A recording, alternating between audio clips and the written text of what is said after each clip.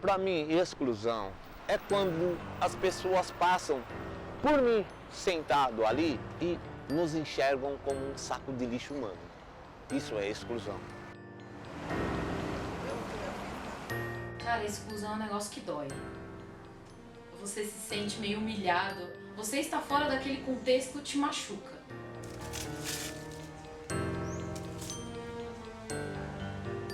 Exclusão para mim é talvez a ignorância de algumas pessoas que não querem entender o problema das outras.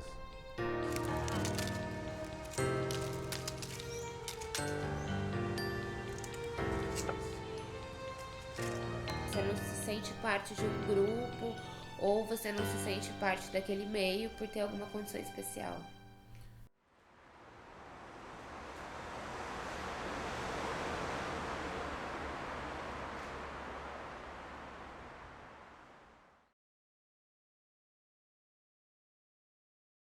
A minha infância foi muito boa. Eu fui muito amado. Já fui abandonado. Já fui trocado por cachaça, por limão. Mas eu fui muito amado. Eu vim pra cá para trabalhar. Aconteceu alguns problemas de saúde e acabou que eu vim parar na rua. Eu costumo dizer assim, para todo mundo, quem vive em situação de rua, porque eu não moro na rua, eu vivo em situação de rua. Por quê? Se eu morar na rua, o carro vai me atropelar. Então, para quem vive em situação de rua, as pessoas geralmente generalizam. Todo mundo que mora em situação de rua é usuário de droga. E não é bem assim. Então, o que eu coloquei na minha mente? Quem não é, tem que chamar a diferença para si. E é isso que eu faço. Eu fiquei mais excluído porque a doença da dependência química ela é uma doença progressiva. Então ela é uma doença que ela faz com que eu me exclua, né? Então, por exemplo, né, o começo do meu uso de drogas, eu já estava já com 23 anos de idade, já bebia, mas nunca de uma forma descontrolada, né? Mas na hora que eu conheci a minha droga de preferência, que era a cocaína, eu comecei a perceber e sentir coisas boas, né? Porque falar que a droga é ruim não dá para me falar, porque eu nunca vi ninguém viciado em Giló, né? Então, você vicia naquilo que te traz um prazer. E a cocaína me trouxe um prazer, né? Eu me senti um garoto. Eu comecei a tratar a depressão com 6 anos, na verdade eu tinha pânico, começou tudo com pânico. E eu dormi em todas as aulas, porque eu tomava antidepressivo fortíssimo, então eu capotava. E aí já começou toda a zoeira em escola, que a gente sabe que é terrível. Meu pai me abandonou com 5 anos de idade, então toda essa época de Dia dos Pais sempre foi terrível, em escola, cartinha, tudo isso de Dia dos Pais pra mim sempre foi um momento de exclusão. Minha infância foi uma infância perdida, na verdade. Não tive tempo para brincar, não tive tempo para desenvolver. Desde pequeno eu tive que aprender o que é sobrevivência. Ficava com a minha mãe pedindo esmola, ia para casa e como minha mãe era alcoólatra, ela espancava os filhos. Não tinha um bom trato com as crianças, que seria eu e meus irmãos.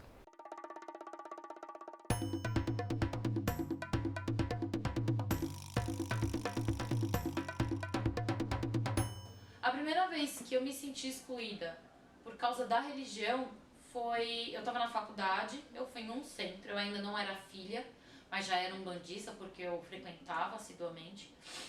Eu morava no interior de São Paulo, fazia faculdade lá, e eu cheguei com uma rosa branca, porque um dos guias tinha me pedido para fazer um banho de rosas. E eu só podia, e era um banho que eu tinha que fazer num determinado dia da semana, bem específico assim. E eu cheguei com a rosa branca e eu morava com mais 3 meninas, era eu e mais 3. E aí eu tava conversando com uma das minhas colegas de casa, e ela falou, pra que a rosa branca? Eu falei, eu preciso tomar um banho, né? Você tá indo em sempre? Aí a gente tava conversando, e uma das meninas que morava comigo, ela falou assim, mas o que é isso? Eu falei, vou tomar um banho. Ué, por quê? Aí eu falei, eu tô indo num centro de umbanda. E ela falou, então você é macumbeira. Mas não foi uma macumbeira, quem tá no meio e a gente brinca, eu vou bater tambor, eu sou macumbeira. É um jeito brincalhão, mas a gente sabe quando a entonação não é de brincadeira. A gente sabe quando ela é pejorativa, quando ela é pra machucar, quando ela, quando é pra você se sentir excluída. Eu nasci de 5 meses e 3 semanas, com 500 gramas, era bem pititica. E aí, em consequência disso, eu tinha que ir para a incubadora. Na incubadora, eles colocaram um tampão que foi insuficiente, né? A luz, então a luz ultrapassou e eu tive a queima das 2 retinas. Esse problema inicial é chamado de retinose pigmentar, né? Que é quando ela queima. Só que eu já ia ter um probleminha, se eu não tivesse feito uma cirurgia, que com 3 anos os meus olhos iam murchar. E aí, então eu tive retinose pigmentar com retinopatia da prematuridade. Então, junta os dois.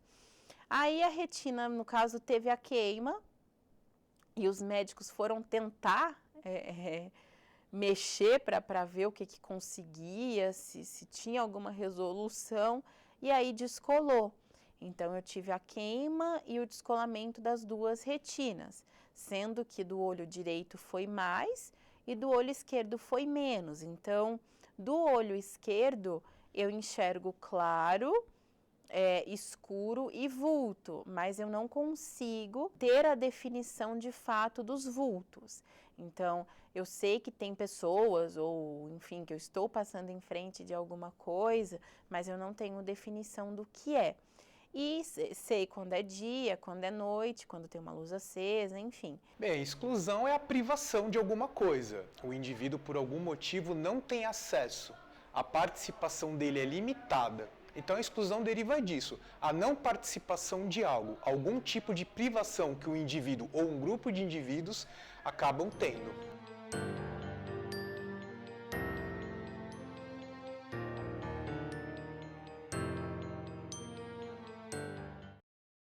Passei pela dificuldade de entrar, basicamente, numa faculdade que não tinha nada para mim. Eu fui matriculada na faculdade como baixa visão. E vi isso depois de 3 meses lá dentro. Quando eu entrei, faziam 7 anos que o núcleo de acessibilidade estava fechado. Tinha uma coordenadora, mas não funcionava. E eu me lembro até quando a gente abriu o núcleo pela primeira vez, a sala cheirava a mofo, de tanta... Chega, dava vontade de chorar, de tanta caixa fechada de computador. Tinham acho que 3 máquinas Braille encaixotadas, coisas mofadas mesmo de material. Só que recursos para a faculdade eu não tinha. Então começou a briga para que eu tivesse todos os recursos necessários, né? Porém, nesse sentido, tudo que eu precisava chegou depois que eu saí. Eu já tive 3 barracas de camping. Estava montado ali na frente. Eles chegaram, levaram barraca de camping, levaram um carrinho meu, com ração, com coisas da Duquesa. Isso para mim, sim, é uma grande dificuldade. E barraca de camping, isso daqui, se eles chegarem e levarem, eu não vou discutir. Eles estão certos. É um barraco de madeira, é uma maloca. Mas por que eu montei essa maloca?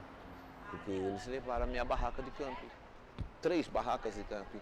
Custa quase R$300 uma barraca de camping. Eu ganhei a barraca. Eles levaram. Depois que aconteceu esse incidente aqui, eles começaram, pelo menos as pessoas, os fiscais, a gente costuma chamar de rapa. Depois que eles começaram a vir, eles passaram a me respeitar um pouco mais. Só que eu não tenho a minha barraca de camping. Tá tudo molhado as minhas coisas. Tá tudo úmida. Minhas cobertas, minhas coisas estão todas molhadas. O da Duquesa tá aqui, sequinha. Agora, para eu me cobrir, tá úmida. Se eu tivesse uma barraca de camping, as coisas seriam bem diferentes. Eu já estava na margem, como que eu não vou sentir que eu estou excluída? Quando você não tem nem condições de ter comida para comer. Não tem como, o sentimento vem. Ser desprezado, ser maltratado pela polícia, né? Pelo Estado, pela família, não tem como. As pessoas normais tinham medo de mim. Pelo meu traje, pela forma que eu andava, por eu estar na rua, por eu estar me mendigando, as pessoas tinham medo. Então alguns deixam de falar com você, te exclui porque com medo às vezes, entendeu? Não tocam no assunto com medo daquela explosão também, sabe? Então, de uma forma ou de outra, é como se fosse uma poça d'água. As pessoas vinham e tentavam, sabe, desviavam talvez para não ter o que falar. E outros que talvez não gostassem de mim, ou tivessem tido algum outro problema, criticavam, né? Você sabe que a crítica ela chega até a gente, né? Então, às vezes me revoltava com algumas coisas que falavam, né? Mas né, o meu impulso maior era, dali a pouco, querer usar mais droga, entendeu? Então, existe mesmo essa... O pessoal começa a se deixar de lado, né? Começa a te esquecer como ser humano. Eu tenho que me pôr muito pra ter respeito, pra mostrar que a minha doença não diz nada sobre a minha personalidade. Não diz nada sobre minha capacidade profissional ou sobre minhas relações afetivas. A primeira coisa que perguntam quando eu falo que tenho depressão é seu trabalho. E aí quando eu falo que eu sou redatora-chefe de uma agência, todo mundo fala, nossa, mas você é chefe, total, mesmo tendo uma doença psicológica, né? Porque as pessoas acham que, enfim, eu sou menos capaz porque eu tenho depressão. A minha mãe, ela sempre fala assim, filha, não fala qual é a sua religião. As pessoas não entendem. As pessoas têm preconceito. As pessoas, elas não entendem o que a gente faz. Para todos os efeitos, fala que você é católica, porque é aceito. Ah, eu sou católico. Todo mundo aceita. Ah, eu sou evangélico. Todo mundo aceita. Mas se você falar, ah, você é um bandista, não. As pessoas já te olham meio torto, ficam, né? Algumas pessoas se afastam. Tem gente que não entende, tem gente que ainda olha pra mim e pensa, nossa, ex-menina de rua, eu sou mulher, não sou menina. Que saco. Tem gente que me vê como se fosse uma mulher vencedora, guerreira, entendeu? Cada um vai ter uma ideia, entendeu?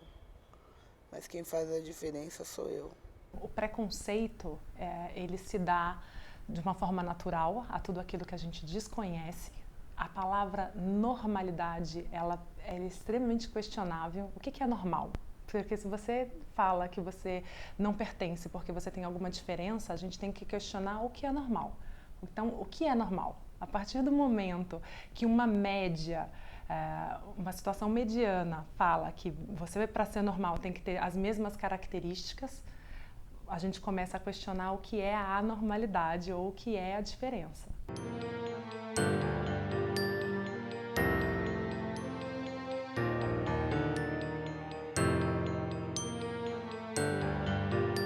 Uma vez eu tava em crise e o psiquiatra foi bem claro, assim, sabe?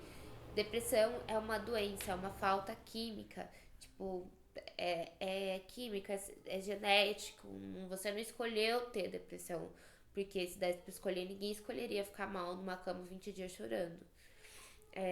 Mas o depressivo, ele tem um sentimento de culpa, porque todo mundo preza isso de que trabalhe enquanto eles dormem, né?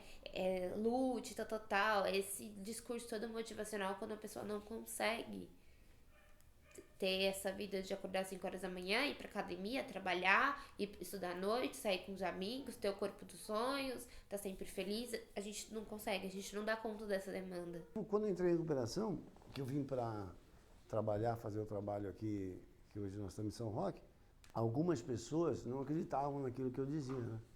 Então, por exemplo, eu ia pedir ajuda, eu falava o que eu estava fazendo, o trabalho que eu pretendia, né, explorar. Fui bem recebido, né, em São Roque, as pessoas me acolheram, né? Mas muitas pessoas, quando você ia buscar doação, alguma coisa, eu cheguei até a ouvir, assim, algumas vezes, a pessoa falou, você vai dar alimento para esses vagabundos aí? Quer dizer, porque era usuário de droga, né? Mas a pessoa também não entende, né? A pessoa entender hoje o que é dependência química é uma coisa que as pessoas não entendem. Mesmo quem tem o problema, começa a ter o problema dentro de casa. Vai demorar um baita tempo para entender. Então, essa discriminação é assim, pessoas que talvez não estavam em condições de ajudar ninguém, não queriam, ou tinham tido algum problema com algum dependente químico. Então, pôs aquele carimbo de que não presta, né? Não serve. A pessoa passa por mim hoje, me vê ali, brincando, conversando, cuidando da duquesa. Passa amanhã, depois, e não vê a alternância, assim, no meu comportamento. Opa, espera aí, esse cara é diferente. Aí as pessoas começam a se achegar, a conversar, a dar carinho, a conversar com nós. Aí, esse é o nosso dia a dia. Mostrar para as pessoas que nem todo mundo que vive em situação de rua é usuário de droga. Eu aprendi a lidar com as situações do dia a dia. Tudo é adaptar. É igual, eu vim para uma cidade que não é nada adaptada. Apesar de ter um auxílio ou outro no metrô, aquela coisa toda, São Paulo não tem uma acessibilidade. Então, é aquele ditado, né? A cidade não se adapta a você, mas você tem que se adaptar a ela. Então, para mim, foi tudo mesmo questão de adaptação. Porque eu consegui me livrar do vício porque eu percebi que eu me rendi, eu percebi que eu perdi, que não dava mais para mim. E que eu tinha que fazer um trabalho comigo mesmo para poder me livrar do que estava me escravizando, entendeu? Aí eu tive que ter força interior para poder lutar contra esse monstro aí, chamada dependência química. A droga matava, me fazia fugir do sentimento de depressão, de dor, entendeu? Eu usava droga para não sentir dor. Sentia prazer, porque na hora da loucura, né, você sai da realidade e a dor que o vazio traz. E a obsessão pela droga traz. Então, eu nunca conseguia ter uma estabilidade emocional diante do vício. Hoje eu tenho condições de falar. O que você é? Sou um bandista. Hoje eu falo. Antigamente não. Antigamente eu fazia o que minha mãe falava. Fala que você é católica. Católicos não têm problemas. Hoje eu não tenho. Quer ter problema? Primeiro, isso é contra a lei, né? É intolerância religiosa. Hoje eu sou super aberta à minha religião, não tenho problema nenhum. Nós sofremos por várias coisas, né? A gente sofre por ignorância, a gente sofre pelos olhares, né? Meio que rebaixando a gente, né? E para os paralisados cerebrais, puxando um pouco a sardinha para o meu lado, pior ainda, né? Porque a gente fala que nós somos paralisados cerebrais e a gente, quando a gente fala que a gente é paralisado cerebral, todo mundo pensa que parou, o cérebro parou tudo, né? Até a inteligência da gente. Então, quando eu falo para as pessoas que eu sou doutora, né? A maioria delas, a grande maioria delas, o queixo cai. O queixo cai e eu quase que eu saio da minha cadeira e vou erguer o queixo da pessoa de novo. Ninguém sabe lidar com a diferença, ninguém nasceu preparado para lidar com a diferença. Ninguém planeja ter um filho com deficiência. Ninguém faz, tanto é que é orientação sexual, ninguém escolhe ter uma orientação sexual diferente da do comum, né? Da maioria, não é do comum, da maioria. Ninguém escolhe isso. São fatos, são diferenças que existem.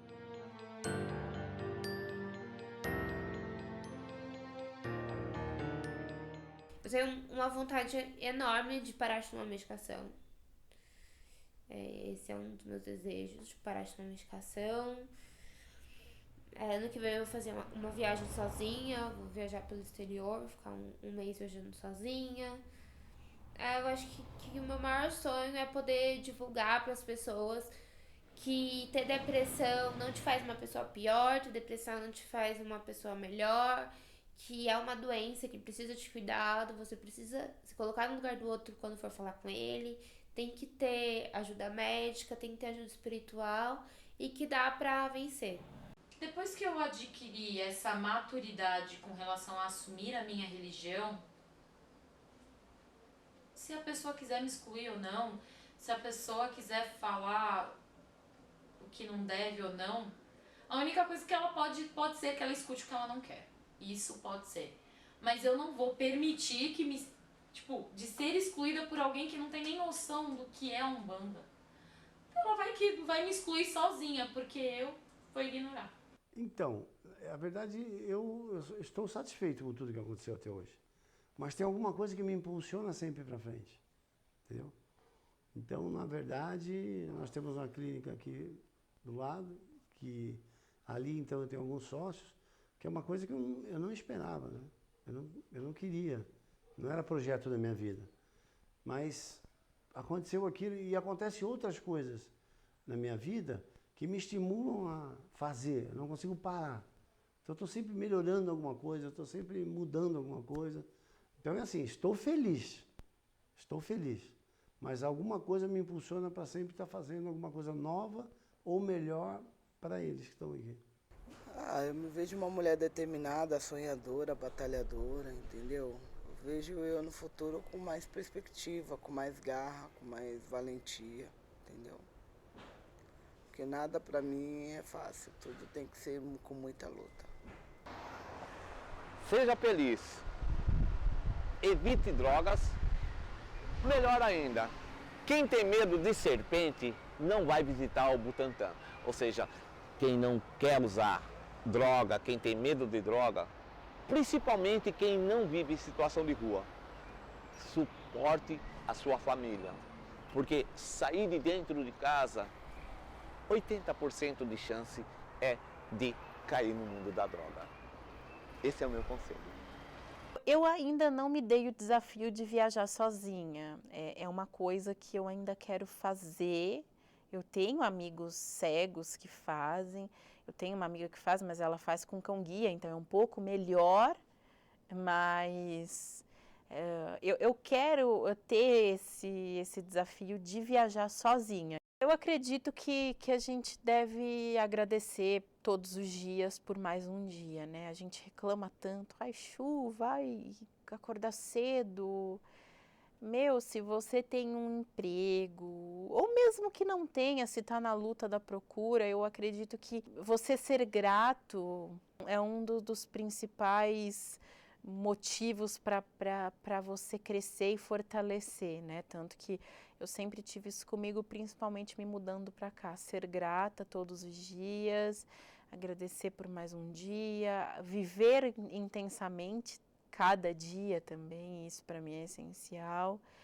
E não levar o desafio aí como incapacidade, né? Os obstáculos que a vida dá, como o se sentir excluído, eu sou incapaz, não, é pegar isso e colocar como obstáculo a ser superado e levantar a cabeça e seguir. Eu acho que é basicamente isso. Seja menos preconceito, seja mais amor no peito, seja amor, seja muito mais amor. E se mesmo assim for difícil ser, não precisa ser perfeito. Se não der para ser amor, seja pelo menos respeito. Há quem nasceu para julgar e há quem nasceu para amar. E é tão difícil entender em qual lado a gente está. E o lado certo é amar. Amar para respeitar, amar para tolerar, amar para compreender que ninguém tem o dever de ser igual a você. Seja um homem ou mulher, você só é o que é por também ser diferente. Por isso minha poesia, que sai aqui do meu peito, diz a ti que a diferença nunca foi nenhum defeito. Eu reforço esse clamor Se não der para ser amor, que seja ao menos respeito.